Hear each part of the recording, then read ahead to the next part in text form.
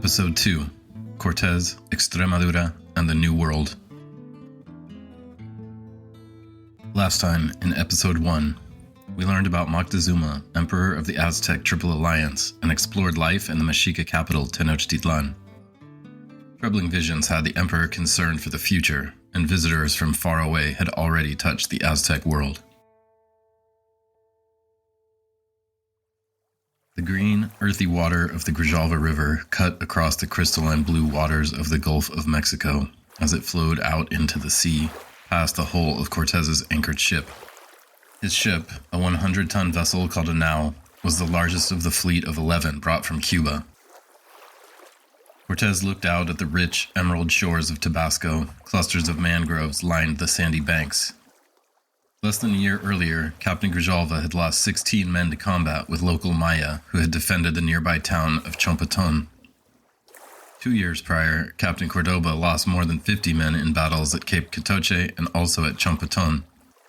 The Maya had proven they were capable of inflicting death on the Spanish. The sky was still pink with the rising sun on the morning of March 12, 1519. Small waves lapped against the ship's side. A light haze hung over the river, and the humid, warm air pressed against Cortés's skin and filled his nostrils, heavy with the scent of vegetation. Behind him, the sun was breaking. Beads of sweat had formed on Cortés's brow as he scoured the shore, knowing there were thousands of warriors out there. Red and black birds zipped around, conducting their business before the heat picked up. Cortés ordered the boats lowered and the men to be brought ashore. In all, Cortés had brought more than 500 soldiers, crossbowmen, and arquebusiers, as well as some smaller cannons. There were also 16 horses stabled below decks on the various ships. When Grijalva entered this river the year before, in 1518, he was greeted by canoes full of nervous Maya warriors. These were Chief Tabasco's men, one of the local Maya leaders for whom the modern state of Tabasco is named. Ultimately, Grijalva ended up staying peacefully for a week and trading for food and small amounts of gold. Cortés was back a year later in 1519 to pick up the scent of gold again. He had planned with his usual precaution and paired it with his cunning objectives. Those two elements, prepared caution and cunning, would propel Cortés through one of the most improbable and bloody military marches in all of human history. Part 1. Extremadura, home of Conquistadors. Extremadura lies in the landlocked western part of Spain. The border with Portugal is 60 miles to its west. 200 miles almost directly south is the Rock of Gibraltar. The name, Extremadura, means distant and hard place, and the people and geography live up to the name. The sun punishes the land in the summer, and droughts are part of life in this arid plain. The region was one of the most important in the Roman Empire as part of the Western silver trade. When the Roman Empire collapsed, so did much of the economy, leaving behind only ruins, the difficult land, and the tough people who stayed to work it. This hard place was the origin of many of the fiercest and cruelest conquistadors. From Extremadura came Francisco de Orellana, who explored the Amazon. Vasco Núñez de Balboa was the first European to see the Pacific from the Americas. Sebastián Vizcaíno, who eventually explored California. And of course, Francisco Pizarro, who brought the Inca Empire to an end with the murder of Atahualpa. Pizarro was a distant cousin of Hernán Cortés through his mother. Conquest would come to be a family affair.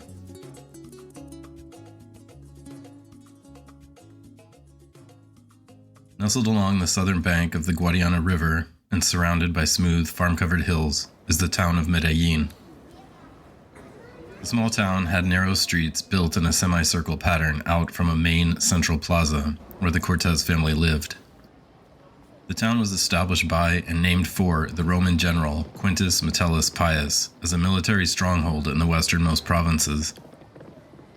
In 1519, Medellin was part of the Kingdom of Castile under the reign of Charles V. In this town of Medellin, likely in the year of 1485, Hernán Cortés was born to modest nobility of humbler means. The Cortés home was comfortable, and the family was supported by paid help. His father, Martín Cortés de Monroy, was a cavalry captain in the Castilian military. His mother, Catalina Pizarro Altamirano, was described as a pious woman from a respectable noble family. Behind both families were honorable lineages, but like all people in this region, wealth was not robust, and most people scraped a living from the land or military service. Rumors are told of Hernan's sickly nature as an infant, even near death once, until an act of faith by Maria de Esteban, Cortés's wet nurse, saved him with prayer, the graces of St. Peter, and presumably the nutrients of her own milk. Because of this family miracle, Cortés would take St. Peter on as his personal guardian and patron. The teenage Cortés was a mischievous kid who caused problems for his well-regarded mother. Having run through the streets of Medellin for long enough, his parents had him sent to Salamanca to live with his aunt Inés and her husband, a grammar teacher.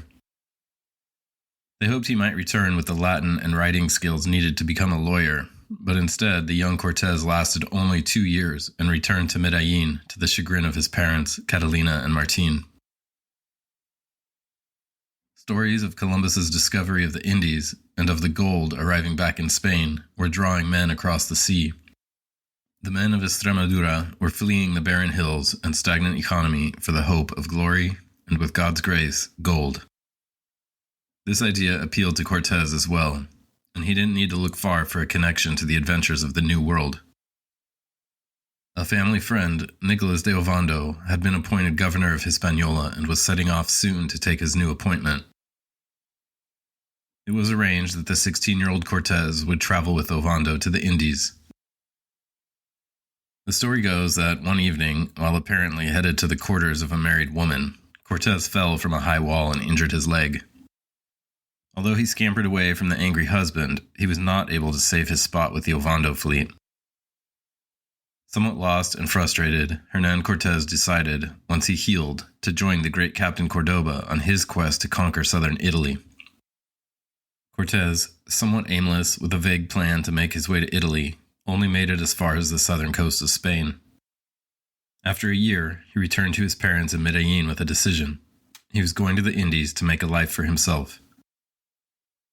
Just glad that their son had committed to a plan, Martín and Catalina Cortés gave the 17-year-old Hernán their blessing and some money for the next steps of his life. Part 2. Life in the Indies. In 1504, at age 19, Cortés took a spot aboard the ship of one Captain Quintero, who seems to have been a rather unsavory fellow, given that he tried to sneak off before the rest of the fleet to sell his goods. A storm damaged Quintero's boat, and he returned to the Canaries in shame, his dirty plot to sell his goods first at inflated rates foiled by a storm. Eventually, the fleet made it to Hispaniola with some amount of fearful wayward sailing. Once ashore in Santo Domingo, now a booming colony and the main port in the Americas, the young Cortés found the estate of his family friend, Nicolas de Ovando, who eventually set Cortés up with an encomienda, or a plot of land and Taino slaves. Ovando also made Cortés notary of Azua, and with these entitled beginnings, the most notorious of the conquistadors established himself in the New World. His first taste of genocide came in Hispaniola when an ambitious man named Diego Velázquez recruited Cortés to join him in a mission to put down a rebellion of Taino people. These stubborn indigenous people continued to fight after the Spanish governor, Ovando, had their warrior queen, Anacuana, hanged. After Cortés spent a few simple years farming the land with slave labor in Hispaniola, Velázquez came calling again in 1511. This time, he asked Cortés to join him on the island of Cuba on an expedition funded by Diego Columbus, unrelated to Christopher Columbus, to enslave the people and use the land. While there, Cortés learned military tactics he would deploy later on the mainland.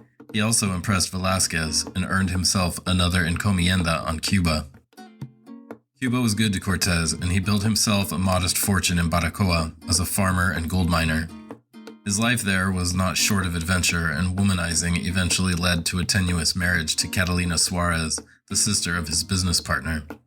The Suarez sisters came over from Spain looking for rich husbands, and Cortés fit the bill. After some casual flirtations and a proposal, Cortés found himself with cold feet and had to be coerced into the marriage. While married life may have kept Cortés on his toes, he was surely more interested in the expeditions to the mainland beyond Cuba that were beginning to sail. In 1517, Francisco Hernández de Córdoba took 110 men on 3 ships to the mainland in search of slaves. When he returned later, Córdoba himself was mortally wounded, having taken arrows from Maya warriors at Chompoton. Córdoba only returned with half his crew, most of them wounded and rotten, and with little gold to show for it. Of great fortune to Cortés was that the Córdoba expedition did return with 2 Maya captives who had begun to learn Spanish and were baptized as Christians. Now named James and Melchior, they would come to be critical to Cortés and his mission 2 years later. While the Córdoba expedition had not ended well, Diego Velázquez had seen enough gold and silver to put together a new expedition under the guidance of his relative Juan de Grijalva. In May of 1518, Grijalva sailed along Cuba, then south toward Yucatan, and ended up landing on the coastal island of Cozumel. Grijalva then sailed northwest from Cozumel past Cape Catoche, where the previous year Córdoba had the first violent exchange with Maya warriors. The clash between Córdoba and the Maya at Catoche cost the Spanish 2 men and wounded another 11. At Chompoton, Córdoba lost another 26 men. With at least 50 Spanish lives already claimed between Córdoba and Grijalva's efforts, Cortés knew there would be death. And when Velázquez turned to Cortés for his turn, he would be ready to bring violence to the mainland.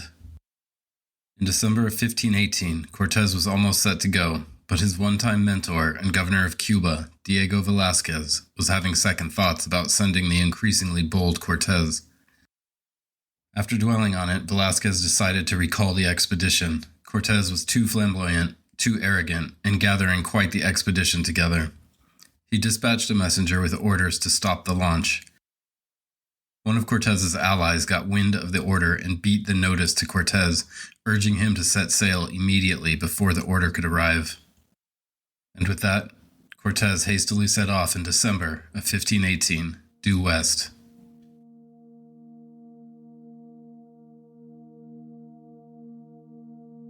Part 3. Tabasco. On the shore, hidden in the mangroves and among the palm trees, and even in plain sight on the sandy stretches of the riverbank, Maya warriors had begun to assemble. Dressed for battle with rich red and green feathered headdresses and shields, all armed with clubs and bows, the ranking men had wooden frames on their backs supporting large displays of feathers that marked their rank and affiliation. Even women and children had come to get a glimpse of the strange men on the floating mountains. They remembered trading with Grijalva for blue glass beads the year before, and they yearned for more. "Lower the boats," Cortés ordered. The boats splashed into the water. "Grijalva traded for food and gold last year. We'll attempt to trade and go to their town just beyond the trees," Cortés said to Pedro de Alvarado and Bernal Diaz, who had been on the Grijalva expedition the year before. Both the soldier Diaz and Captain Alvarado remembered the tense encounter of the prior year, the circling canoes full of warriors, and how it narrowly spun out into a skirmish. Only through the Maya translators Melchior and Julian was Grijalva able to avoid conflict and open trade. Grijalva, Alvarado, and Diaz escaped this area without harm and a modest amount of gold. It was one of the lone bright spots in the 2 previous expeditions of Córdoba and Grijalva. Alvarado asked, "And what if they want war?" Diaz turned to Cortés, awaiting a response. Cortés looked back at his men. "Then they shall have it," he replied. Cortés was already on unsteady legal ground, as he had intentionally left Cuba in a hurry to avoid orders to cancel the expedition by his one-time friend Diego Velázquez. So Cortés wanted everything by the book. He ensured the royal notary Diego de Godoy and his translators were in the same boat with him, the speakers and the recorder. He planned to go above Velázquez to the king himself, Charles V of the Habsburg dynasty, and soon to be the Holy Roman Emperor.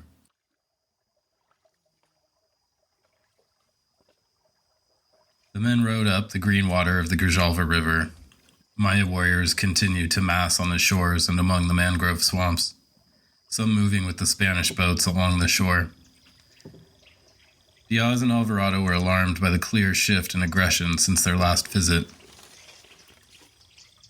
Maya canoes were put into the water and they paddled directly at the Spanish boats. Cortés urged his Spanish translators to work toward trade and peace. Through the trees they could see raised stone platforms and a wooden barricade, and thousands of men ready for war. Cortés ordered the boats toward the swampy area nearest the town. As they did, a canoe with an older man of high status approached the Spanish boats. This captain sat low in the center of the canoe, a small but richly decorated red headdress of feathers, a cloak of rough Maya cotton on his shoulders.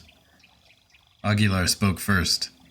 "Do not be afraid, we have brought gifts to trade. We have not come for war," he said in Maya, learned after 8 years of captivity in a Maya town after a shipwreck.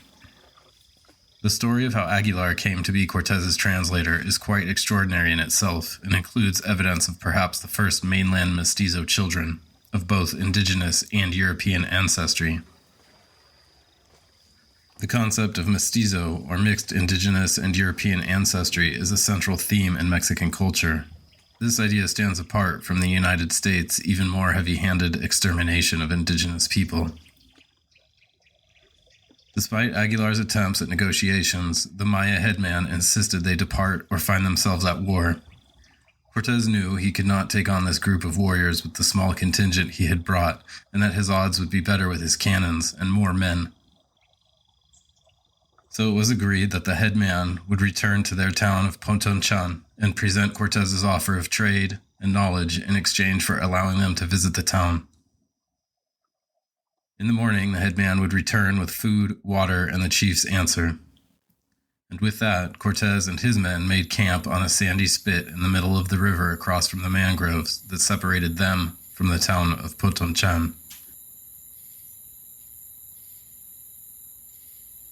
Having already met with several of the men from the Grijalva expedition, Cortés had been made aware of a footpath through the swamp that led to the back of the town. As dusk fell upon their camp, Cortés took full advantage of the darkness. He ordered a few men to scout the path, and the cannons were brought in from the large ships still anchored at the mouth of the river and made ready for action the next day.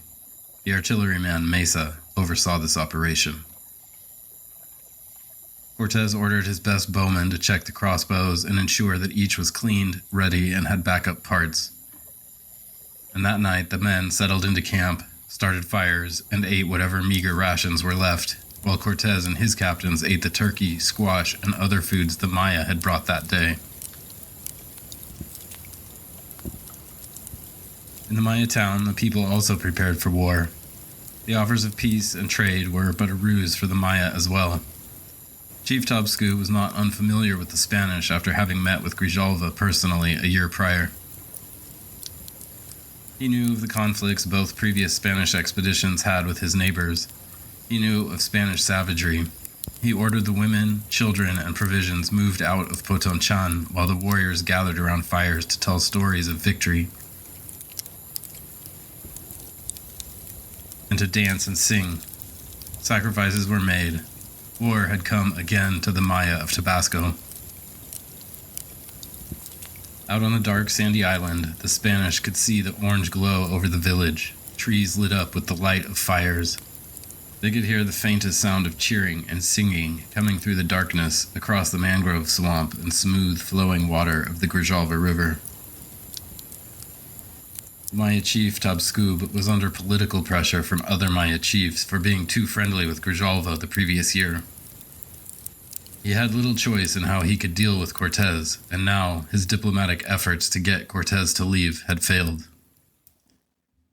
With his countrymen at his back, war was the only option.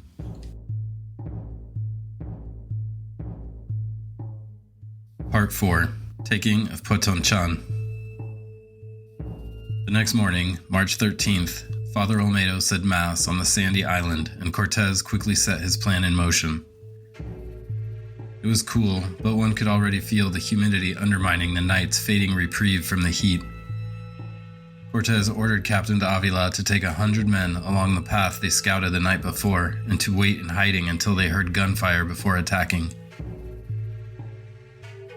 Cortés and another 300 men climbed into the boats and smaller brigantines, cannons already on board, and set out upriver towards the mangrove swamp. Again, the Maya warriors had filled the shoreline, some dressed in heavy layers of cotton armor, others only in heavy loincloths wrapped high on their backs, covering their kidneys and groin. The men wore face paint and tight little headdresses, armed with shields, bows, slings, and spears. Unlike the day before, when they were silent, this time they shouted and whooped. Horns were blowing, drums were beating, and there were no women and children. Before the Spanish could get close to the shore, Maya dugout canoes emerged from the mangroves and surrounded them. There was tension, and a few men yelled warnings from both Spanish and Maya boats, but no more than words flew. The men of one canoe offered a small amount of food, and a new headman stood to speak, insisting sternly that they depart. Aguilar turned to Cortés and the notary and reiterated the emissary's words. He said to take this food, water, and small treasure, and to return to our land. Through Aguilar, Cortés replied that it was not enough food and water, and that he wanted to come to the town himself and meet with Tabasco, draw water, and trade. The Maya contingent offered the meager food again and pleaded with Aguilar, asking for them to leave. Cortés refused. Tell them I was ordered by the great King of Castile, Charles V, to explore this land in the name of our Lord and Savior, with or without the permission of its inhabitants. Cortés urged Aguilar to ask again, to ensure they would not have peace for the record. He made sure the royal notary Godoy was nearby to witness his righteous behavior. Again, the Maya refused Cortés admission to their town. The emissary sat down in his canoe, and his oarsmen backed away, then turned and paddled toward the mangrove swamp through the flotilla of Maya canoes. Once the headman was clear, a volley of arrows and stones was the final answer. The Spaniards began rowing the boats desperately toward the shore, through the gauntlet of canoes and projectiles. They ran the boats as far into the swampy mangrove as they could, splashed into the waist-deep, muddy water, and began to struggle ashore under a rain of arrows, darts, and rocks. The metal helmets, shields, and chest plates of the Spanish were enough to deflect many of the projectiles with a solid clang. Occasionally, the darts or stones would find a gap and knock a man down for a moment or two. Rarely were the injuries severe. It was then Cortés unleashed the cannons from the brigantines further out in the river. The shots ripped through the mangroves, shattering tree and bone alike. The sound alone put many of the Maya men on the ground. The thunderous sound and smoke were like something from the underworld. Once that initial fog lifted, the groaning of the wounded Maya began to rise above the stunned battlefield. All around, Maya men lay mangled, or peppered by wood and steel shrapnel, some dead, others groaning and straining with the last of their life. The Spanish used this moment to push inland, their Spanish steel slicing easily through cotton armor and native flesh. Cortés ordered another volley of cannon shots, further scattering the Maya ranks. The Maya army had retreated to the barricades of Potonchan, having lost the mangrove swamp to the advancing Spanish. This was the largest Maya town in the area, home to about 20,000 people. Out of the swamp, up the grassy bank, and on to the dusty main road, Cortés's men marched to reach the city walls and began to pry the barricades down. The fight moved into the packed dirt streets of Potonchan. From the doorways and roofs of adobe and thatched houses, Maya archers fired on them. And as long as the armored Spanish soldiers kept their shields up, helmets on, and their wits, the arrows and darts rarely hit their mark. Cortés and the frontal assault pushed toward the sacred square in the center, while Captain de Avila and his 100 soldiers arrived at the rear of the village, which effectively caused the remaining 150 or so Maya to flee. By early evening, Cortés and his men were setting up camp in the courtyard of the sacred square and pillaging what little was left in the village. There were 14 wounded Spanish, and scouts spotted 18 dead Maya, many floating in the mangroves. Given how quickly they fled and how few dead there were, Cortés determined only a small defensive Maya force of about 400 had been left to protect the village. The bulk of the Maya army was still out there, waiting. The next morning, Cortés, knowing his men were hungry and food low, sent 2 contingents out to find or negotiate for food if possible. Cortés wanted Melchior, the Maya translator captured by Cordoba 2 years previous, to go and translate, but no one could find him. In the dark of the night, Melchior had stripped off his European clothes, hung them in a tree outside camp, and slipped into the darkness of his native land. This made Cortés bitter, having been outsmarted and losing a valuable asset. Cortés still had Julian and Aguilar, so Captain Pedro de Alvarado took 100 men, and Francisco de Lugo took another 100 men in separate directions to search for food. Lugo's men marched through some swampy areas to the west for about a mile before emerging onto a wide plain full of maize fields. The golden fields of maize stretched for miles, dotted by small adobe outbuildings and bounded to the west by a low, green tree line. The men were overjoyed at the sight of such bountiful farmland. Thoughts of full bellies filled their minds. The joy faded quickly.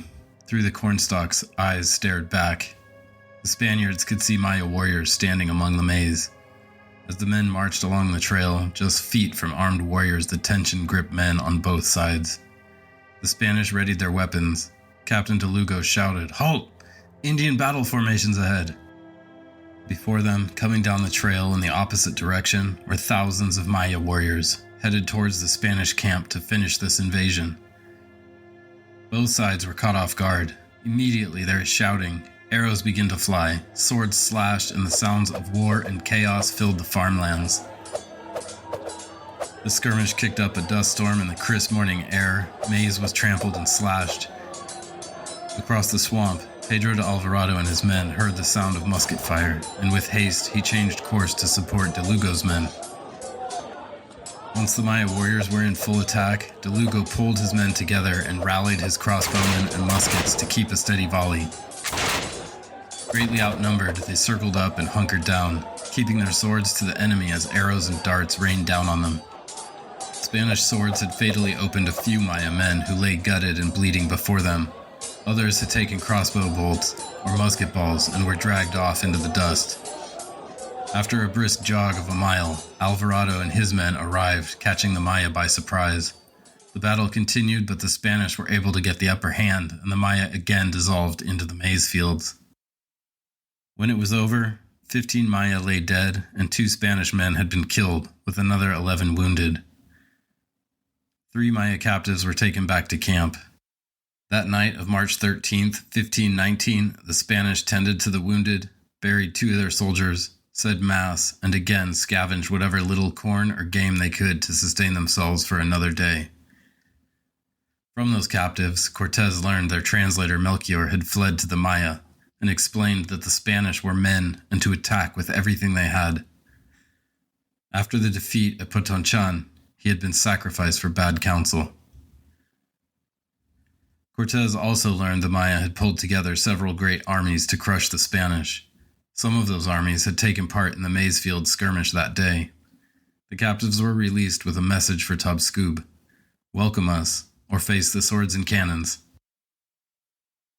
The morning of March 15th, 1519, a small contingent of Maya nobles came to visit Cortés to negotiate.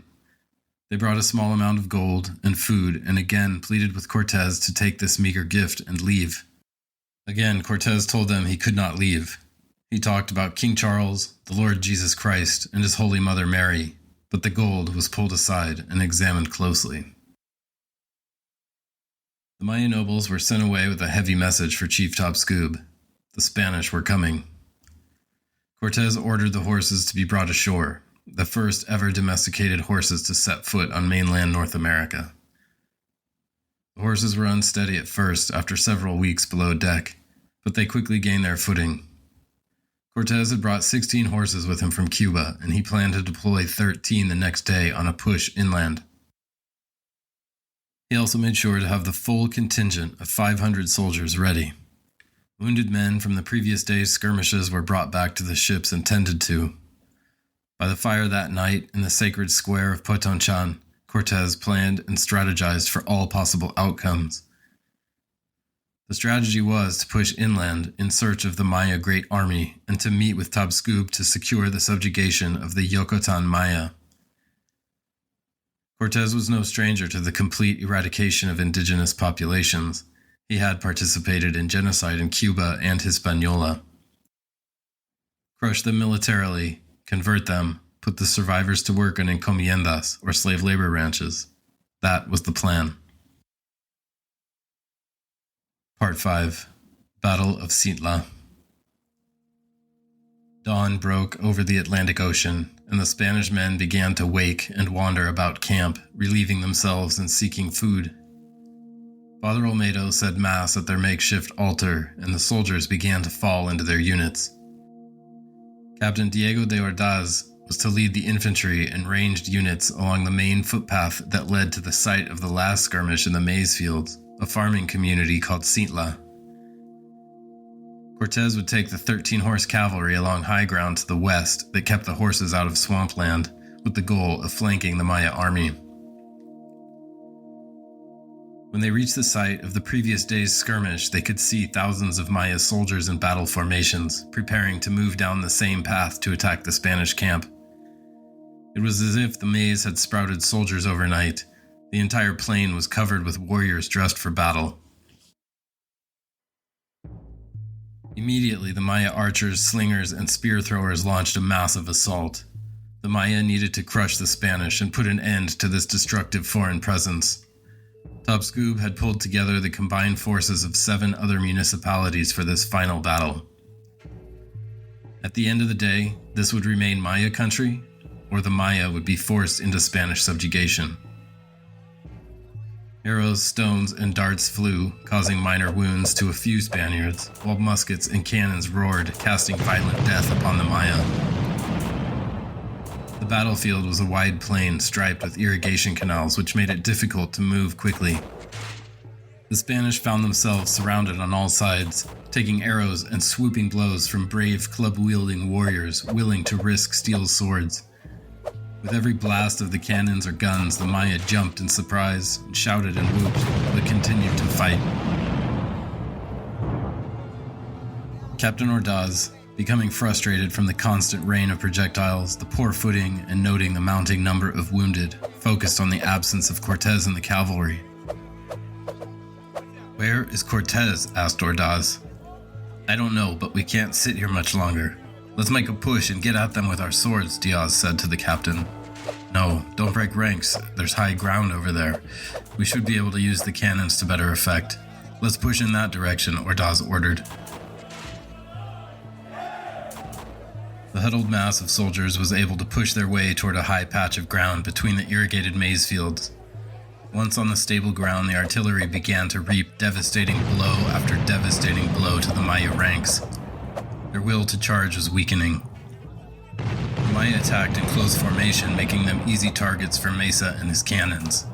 Now, almost 2 hours into the battle, and the arrows, stones, and darts rained down, taking a significant toll on the Spanish, but still no horsemen. Just when the men felt they would break under the overwhelming numbers of Maya, one of the horsemen arrived and smashed through the line of warriors, sending bodies in all directions as the rider slashed through the Maya men with his sword, trampling others beneath the dappled gray mare he rode. The Spanish soldiers cheered as the horsemen wreaked havoc on so many Maya, giving them a chance to regroup. And then the rider disappeared into the dust again.